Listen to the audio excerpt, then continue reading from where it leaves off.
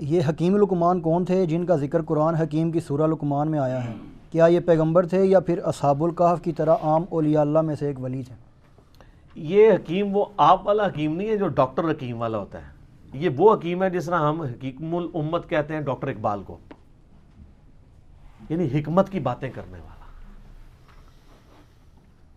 یہاں پہ بھی حکمت کے اقوال پیش کیے جاتے ہیں نا، تو ڈاکٹر اقبال کے اشعار پیش کیے جاتے ہیں، ان کی باتیں کوٹ کی جاتی ہیں، ان کے وہ خطبات reconstruction of religious thoughts in Islam, اس کی کوٹیشنز کی جاتی ہیں۔ تو ہمارے جس طرح ایک بچے کو بھی پتا ہے کہ حکیم اقبال سے مراد ڈاکٹر اقبال وہ حکیم نہیں ہے، نہ وہ ڈاکٹر تھا وہ والا ڈاکٹر جو پوڑیاں یا دوائیاں دیتا ہے، ان کی پی ایچ ڈی بھی فلسفی میں تھی۔ حکیم لقمان بھی اس قسم کے ایک تھنکر تھے۔ بیسیکلی یہ سوڈان کے رہنے والے تھے، حبشی النسل غلام تھے۔ عرب کے لوگ ان کے اقوال سے واقف تھے، جس طرح ہمیں بچپن میں ہی اشعار آتے ہیں کہ محمد سے وفات ہونے تو ہم تیرے ہیں۔ ہمارے چھوٹے بچوں کو یہ شعر آتے ہیں، اسکول میں سن لیے، لب پہ آتی ہے دعا بن کے تمنا میری۔ ڈاکٹر اقبال کو وہ جانتے نہیں ہوتے لیکن اشعار سنتے ہیں۔ اسی طریقے سے عرب کے لوگ حکیم لقمان کی کہاوتیں، حکیم لقمان کے واقعات وہ بچپن سے سنتے تھے، ان کے محاورے، ان کو ایک ریسپیکٹیبل پرسنالٹی سمجھتے تھے، بس اس سے زیادہ کچھ نہیں تھا۔ نبی نہیں تھے وہ، کسی نبی کے صحابی بھی نہیں تھے وہ، کیونکہ قرآن حکیم میں جو سورہ لقمان میں ان کا ذکر آیا تو انہوں نے صرف توحید اور آخرت کا ذکر کیا، کسی نبی کی پیروی کا ذکر نہیں کیا، ورنہ یہ نبی پہ واجب ہوتا ہے کہ جب وہ دین سکھا رہا ہوتا ہے تو وقت کے پیغمبر کی پیروی کا حکم دیتا ہے۔ وہ ایک عام انسان تھے جو دین فطرت کے اوپر تھے، یعنی انہوں نے نیچر کو آبزرو کیا۔ یہ فطرت ایک توئیں والی ہوتی ہے، وہ فطرت نیچر ایک ہے تا، جہاں پہ کسی پیغمبر کا پیغام نہ پہنچا ہو لیکن فزیکل فینومینا آف نیچر، قانون قدرت کو، التذکیر بھی لا اللہ کو آبزرو کر کے ایک بندہ اللہ تک پہنچ جائے۔ اس طرح وہ گاڈ تک پہنچ چکے تھے۔ ان کی سب نصیحتیں پڑھیں۔ پہلی نصیحت ہی ان کی کیا ہے؟ یا بنی لا تشرک باللہ ان الشرک لظلم عظیم۔ اللہ نے بیسیکلی مشرکین عرب کو کہا کہ جس حکیم لقمان کو تم اتنا بڑا بزرگ سمجھتے ہو، اس کی باقی کہاوتیں تو سنی ہوئی ہیں، جو اصل اس کی بات ہے کہ اس نے کہا تھا شرک نہیں کرنا، تو تم شرک کا اڈا یہاں پہ کھولے بیٹھے ہوئے ہو کعبے میں۔ یہ حکیم لقمان کی تمہیں نصیحت نہیں پتا؟ جس طرح ہم ناسبیوں کہتے ہیں کہ بخاری مسلم میں رفع الدین کی حدیثیں ہیں تو آل امیہ کے خلاف بھی ہیں، تو یہ حدیثیں نہیں ماننی تم نے، الزامی جواب، اینٹی وینم پھکی کے طور پہ۔ تو یہ سورہ لقمان اس لیے ان کو ایڈریس کرتی تھی، وہ بچپن سے جانتے تھے کہ حکیم لقمان بہت دانا تھا، بہت عقل مند شخص تھا۔ تو عقل مند شخص توحید کی دعوت دینے والا تھا، اس کی توحید کی نصیحت تو تم نے بھلا دی ہے، شرک کا اڈا بنایا ہوا ہے کعبے کو۔ تو اللہ تعالیٰ نے اس لیے ان کے نام پہ سورت رکھی۔ حبشی النسل تھے، موٹے ہونٹ، حبشی کس طرح کا ہوگا؟ یہ تو آپ کا کرائٹیریا ہے نا، خوبصورت شکل ہو، ناک باریک ہو، ہونٹ پتلے ہوں۔ اللہ کے نزدیک تو مسلم شریف کی حدیث ہے، اللہ تمہاری شکلوں اور مال کو نہیں دیکھتا، دلوں اور اعمال کو دیکھتا ہے۔ تو شکلوں کو کیوں دیکھے؟ شکل بنائی کس نے؟ اللہ نے، تو اس نے شکل کو کیوں دیکھنا ہے؟ اعمال کا اختیار آپ کو دیا، اس لیے آپ کے اعمال کو دیکھتا ہے۔ دل میں اچھائی اور برائی کی تڑپ اور اس کو ایگزیکیوٹ کرنا، اس کا اختیار اس نے آپ کو دیا، اس لیے اس کے اوپر جج کرتا ہے۔ تو حکیم لقمان کے بارے میں آپ کو اسلام کی جو پہلی تفسیر ہے نا ابن جریر کی، امام طبری جنہیں کہتے ہیں، المتوفا 310 ہجری، انہوں نے تفسیر ابن جریر لکھی ہے۔ ابن کثیر نے المتوفا 774 ہجری، انہی سے اکثر چیزیں کاپی کی ہیں۔ تو آپ سورہ لقمان کے تعارف میں جائیں گے، انہوں نے حکیم لقمان کے کافی واقعات لکھے ہوئے ہیں کہ یہ کتنا دانا شخص تھا اور کس طرح یہ اصلاح کرتا تھا۔ ایک دفعہ ان کے آقا نے ان کو کہا، ایک بکری دی اور کہا ذبح کر کے اس بکری کے سب سے بدترین جو پارٹس ہیں نا وہ لے آؤ۔ تو انہوں نے بکری ذبح کی، زبان اور دل اٹھا کے لے آئے۔ اب پھر ایک بکری اور مالک نے دی اور کہا اس کے سب سے بہترین پارٹس لے کے آؤ، پھر زبان اور دل اٹھا کے لے آئے۔ مالک نے کہا کہ یہ کیا؟ انہوں نے کہا یہ زبان اور دل اگر ٹھیک ہو جائے نا انسان کا تو اس سے بہتر اعضاء کوئی نہیں ہے، اور اگر زبان اور دل ڈی ٹریک ہو جائیں تو ان سے برا کوئی عضو بھی نہیں ہو سکتا۔ یہ جناب حکیم لقمان تھے۔ تو اللہ تعالیٰ نے مشرکین عرب کو کہا کہ ان کی توحید کی نصیحتیں، پھر آخرت میں پیشی کی نصیحتیں. حکیم لقمان کی نصیحتوں میں میرا پورا لیکچر ہے، مسئلہ 177. آپ جا کے دیکھیں تو آپ کو پتہ چلے گا جی حکیم لقمان نے کیا کیا نصیحتیں. سورہ لقمان میں 8 نصیحتیں تھیں ان کی، 2 اللہ نے مزید ایڈ کر کے تلک عشرۃ کاملہ، اور وہ 2 نصیحتیں ماں باپ کے ساتھ اس نے سلوک کی ایڈ کی، جو حکیم لقمان نے شاید عاجزی کی وجہ سے اپنے بچے کو نہیں کی، شاید موت کا وقت تھا تو اب وہ اس کو سکپ کر گئی یا اور لوگ ان سے ہوگی، تو اللہ تعالیٰ نے اسے پرفیکٹ کیا. ان نصیحتوں سے کئی آئیڈیا نہیں ہوتا کہ انہوں نے وقت کے پیغمبر کی پیروی کا کہا ہو. اس سے لگتا ہے کہ وہ ایک ایسے شخص تھے جنہوں نے فزیکل فنامنا آف نیچر کو آبزرو کر کے خدا تک پہنچ چکے ہوئے تھے کہ اس کائنات کا ایک کریٹر ہے اور Allah is the only explanation of all the physical phenomena in this world. وہ اتنی رقت انگیز ان کے الفاظ ہیں، اے بیٹے اللہ کے ساتھ شرک نہ کرنا، بے شک شرک سب سے بڑا گناہ ہے، سب سے بڑا ظلم ہے، اور اگر تم پہاڑ کی چٹانوں میں یا آسمانوں میں بھی کوئی گناہ کرو گے تو قیامت دن اللہ تعالیٰ تمہارے سامنے لے آئے گا.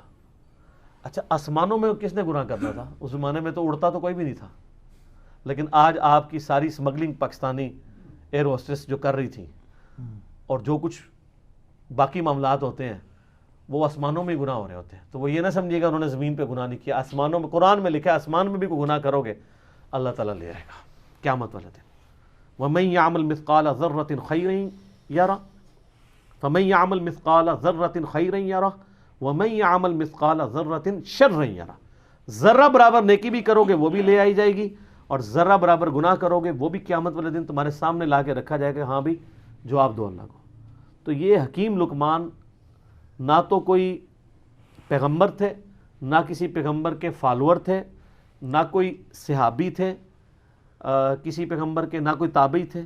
ایک سلیم الفطرت انسان تھے جو خدا تک پہنچ چکے ہوئے تھے، اور ایسا شخص اہل فطرت کہلاتا ہے. یعنی فطرت ایسا شخص جس تک یہ تا کے ساتھ ہوتا ہے، جس تک وقت کے پیغمبر کی دعوت یا کسی پیغمبر کی دعوت نہ پہنچی ہو، ایسے شخص کے لیے صرف ایک اللہ کو ماننا اور آخرت کا یقین کر لینا کافی ہے. چاہے نبی کی دعوت نہ بھی پہنچی ہو، اس کے لیے بس یہ اتنا اجمالی عقیدہ رکھنا کافی ہے. البتہ جب وقت کا پیغمبر آ جائے پھر اس کو ڈینائی کرے گا تو وہ کافر ہوگا، لیکن ایسے لوگ عموماً ڈینائی نہیں کرتے. اس کی آپ کو نمائندہ مثال بتاتے ہیں. سیدنا زید بن عمر بن نفیل، آپ کو پتہ ہے نا ان کے بارے میں، صحیح بخاری میں آتا ہے. ان کا ایک بیٹا ہے سعید ابن زید. سعید ابن زید کو جانتے ہیں؟ اشرم وشرا والی حدیث والا، مغیرہ ابن شعبہ اور حضرت معاویہ کے ساتھ جھگڑا کرنے والا، اور مولا علی کی شان میں 10 صحابہ کے جنتی ہونے والی حدیث سنانے والا، حضرت عمر کا بہنوئی سعید ابن زید، شروع کے مسلمانوں میں سے. ان کا باپ تھا زید بن عمر بن نفیل. اس کے اوپر بخاری میں چیپٹر ہے. یہ اہل فطرت میں سے تھے. نبی علیہ السلام فرماتے ہیں کہ مجھے صحیح طرح یاد ہے، میں جوانی میں تھا، اس وقت اللہ نے مجھے مبعوث نہیں کیا تھا. ایک جگہ میں دعوت پہ گیا تو وہاں پہ لا کر دسترخوان کے اوپر کھانا رکھا گیا، اور نبی اسلام کی اس وقت عمر 25 سال تھی. تو آپ کہتے ہیں کہ میں نے زید بن عمر بن نفیل کو دیکھا کہ وہ اس دسترخوان سے اٹھ گیا اور اس نے کہا کہ میں بتوں کے نام کا ذبیحہ نہیں کھاؤں گا. ہائے ہائے ہائے ہائے. آپ فرمائے پوری امت بن کے اٹھے گا وہ، اور وہ کعبے کے ساتھ لپٹ کے کہا کرتے تھے اللہ میں صرف تجھے پوجنا چاہتا ہوں. لیکن وقت کے پیغمبر کی کوئی تعلیم ان تک نہیں پہنچی ہوئی تھی. مواحد تھے، وہ یہ مانتے تھے بت پرستی حرام ہے، پیغمبر کی دعوت نہیں تھی. اسلام آنے سے پہلے دنیا سے چلے گئے. لیکن آپ دیکھیں امام بخاری نے رضی اللہ عنہ لکھا ہے، صحابی نہیں ہے لیکن بیٹا تو صحابی نکلا نا. پھر سلیم الفطرت لوگ کیسے ہوتے ہیں؟ ان کا بیٹا ہے سعید ابن زید، حضرت عمر کا بہنوئی، جس کو حضرت عمر سے مار پڑتی تھی اسلام لانے کی وجہ سے. اور یہ پھر آخری وقت تک آپ دیکھیں ڈٹے رہے ہیں. وہ تو آپ کربلا والا ریسرچ پیپر پڑھ لیں، جب سب لوگ مسریت کا شکار تھے، یہ تو اعلانیہ مجموعوں میں کھڑے ہو کے کہتے تھے تم جنتی شخص علی ابن ابی طالب پہ لعنت کرواتے ہو. ہم کبھی بھی اس پہ لعنت نہیں کریں گے، کیونکہ میں نے رسول اللہ سے سنا ہے ابو بکر جنت میں، عمر جنت میں، عثمان جنت میں، علی جنت میں. سنن نسائی الکبریٰ میں اوپر تلے کتنی حدیث ہیں، میں نے اس اپنے کربلا والے ریسرچ پیپر میں ڈالی ہے. ایک تابعی آ کے کہتا ہے کہ میں اس دنیا میں سب سے بڑھ کر سیدنا علی سے محبت کرتا ہوں. تو سعید ابن زید نے یہ نہیں کہا تو شیعہ ہے، یا رافضی ہو گیا. آپ فرمایا تجھے خوشخبری ہو تو ایک جنتی شخص سے محبت کرتا ہے. دیکھیں جی حضرت علی کی جن لوگوں نے صحبت کی ہوئی تھی نا، حضرت علی کی انہوں نے زہد کی زندگی اور ان کی اخلاقی اقدار، ان کی انصاف پہ مبنی زندگی اور تقوی والی زندگی دیکھی ہوئی تھی نا، وہ حضرت علی کو as a role model accept کرتے تھے اس زمانے میں بھی. ابھی ایک بندہ آ کے کیٹاگوری، وہ اب سے ابھی یہ بھی نہیں کہہ رہا کہ سب زیادہ محبت تو رسول اللہ سے ہونی چاہیے. یقیناً نبی علیہ السلام سے بھی ان کی محبت ہوگی، ان سے بڑھ کے ہی ہوگی.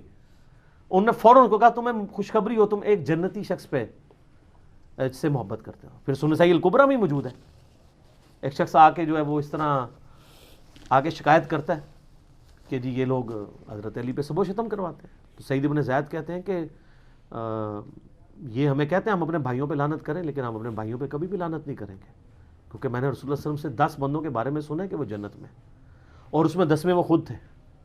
عشرہ مبشرہ میں ہے زید بن عمرو بن نفیل کا بچہ سعید ابن زید. تو 9 کے نام بتا کے چپ کر جایا کرتے تھے. ویسے ساڑھے ورگا ہونا کہتا سر پہلا تو میں جے اگے تو گنتی دسنے. وہ پہلے باقیوں کے نام بتاتے تھے اور اینڈ پہ کہتے تھے ایک 10واں شخص بھی ہے. پھر لوگ کہتے تھے وہ کون ہے؟ تو کہتے تھے اگر تم ضروری سمجھتے تو میں بتا دیتا ہوں وہ میں ہوں. یہ تھی عاجزی. تو ان کے والد زید بن عمرو بن نفیل وہ بھی اہل فطرت میں سے تھے، جسٹ لائک سیدنا لقمان رضی اللہ تعالی عنہ و رحمہ اللہ تعالی و علیہ السلام. اور سر کیا خوش نصیبی ہے، اللہ کو مواحد کتنا پسند ہے کہ نہ وہ صحابی ہو، نہ وہ تابعی ہو، نہ کسی پیغمبر کی اس نے صحبت کی ہو، نہ کسی پیغمبر کا کلمہ پڑھا ہو، لیکن ایک اللہ کا ماننے والا ہو، شرک سے بیزار ہو، آخرت میں اللہ کی جواب دہی کا یقین رکھتا ہو. اس کے نام پہ پوری سورت ہے، اور اللہ تعالیٰ اس کے اقوال کو توحید کی دعوت کے لیے رول ماڈل کے طور پہ مشرکین عرب کے سامنے رکھ رہا ہے. آپ ذرا دیکھیں کہ حضرت لقمان، سر اس سے یہ پتہ چلا لوگ کہتے ہیں نہیں ساری دنیا برباد ہوگی، اور دنیا تو برباد ہونی ہے، غریباں دی اور ہونی ہے. آخرت آپ اپنی دنیا میں بڑے سے بڑے امیر آدمی سے بھی اچھی کر سکتے ہیں، وہ آپ کے اپنے اختیار میں. لقمان نے کر کے بتائیے نا. نہ نبی ہے نہ کوئی صحابی ہیں. اگر نبی ہوتے تو کہتے میری پیروی کرنا، نبی تو کہہ کے جاتا ہے. نبی علیہ السلام نے ہمیشہ اپنی پیروی کا حکم نہیں دیا. تو اگر آپ نبی بھی نہیں، صحابی بھی نہیں، تابعی بھی نہیں، ایک عام اہل فطرت میں صرف اللہ کو ماننے والے ہیں، تو اللہ کو اتنے پیارے ہیں کہ آپ کے نام پہ سورت آ جائے گی.